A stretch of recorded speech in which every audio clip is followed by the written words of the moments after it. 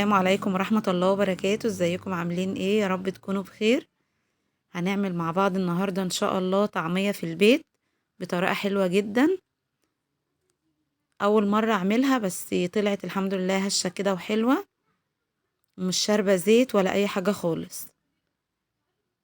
كنت عند ماما وهي اللي قالت على طريقة الطعمية وحبيت ان انا اشاركها معاكم.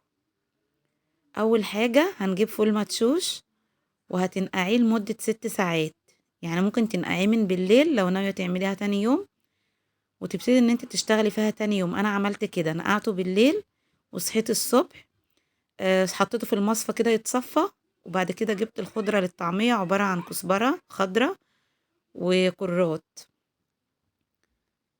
وتوم بقى وبصل وشوية توابل كده بسيطة. هنا بقى جبت الخضرة قطعتها كده حطيتها على الفول المدشوش، وقطعت البصلاية ويجي 10 فصوص توم كده، لان انا كنت عاملة كمية فول كبيرة، كيلو كده او كيلو الا حاجة بسيطة. هنخلط ده كله في بعضه وبعد كده هنعملها في الكبة بالشكل ده كده. هتفرميها بقى في الكبة كده فرم ناعم. انا فرمتها مرتين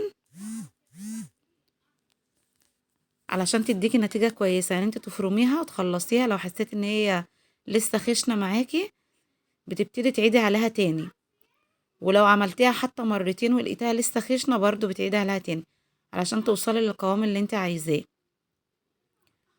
علشان تبقى ناعمة وحلوة كده زي اللي بنشتريها من بره بالظبط. بصي، هو عشان الطعمية تطلع معاكي لونها فاتح كده وحلو ما تكتريش خضرة. انا هنا كترت خضرة شوية، بس الاحسن يعني ان انتي ما تكتريش خضرة علشان يطلع لونها فاتح ما تطلعش غامقة معاكي. وبالنسبة للبصل هي بصلاية حلوة قوي يعني ما تكتريش. وهنا لو لقيتها مش ماشية في الكبة بتزودي لها، بصي بالمعلقة كده معلقتين كده يا دوب يمشوها. دي كده كانت اول فرمة معايا، كانت لسه خشنة فهعيد عليها تاني. بصوا اول ما عملتها كده فرمتها في الخلاط ريحتها قلبت الدنيا، كانت ريحتها حلوة جدا. بصوا بعد ما عملناها تاني، بعد ما بتنعميها خالص كده بقى قبل ما تيجي تقليها بتروحي ضيفالها. بصي الكمية دي انا حطيت لها نص معلقة كربوناتو، وحطيت لها شطة وكمون وظبطنا الملح بتاعها، وطبعا اساسي الكزبرة الناشفة. بعد كده بقى اخر ضربة دي بتضربيها بالمضرب الكهربائي او او في العجان كده بالمضرب بتاع الكريم شانتيه، علشان ايه ده تعمل فوم كده وايه وتبقى هشة معاكي. بعد كده بليت ايدي ميه احطها في السمسم وابتدي اقطع كده من العجينه واقلي على طول في الزيت.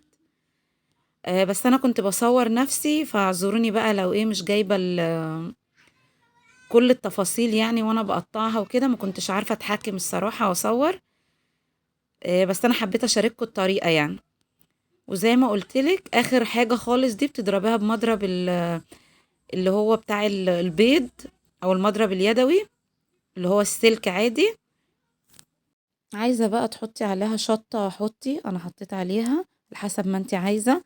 والكربوناتو ما تكتريهاش لانها بتخلي العجينة تفك منك كده في الزيت. اتمنى الفيديو يعجبكم والسلام عليكم.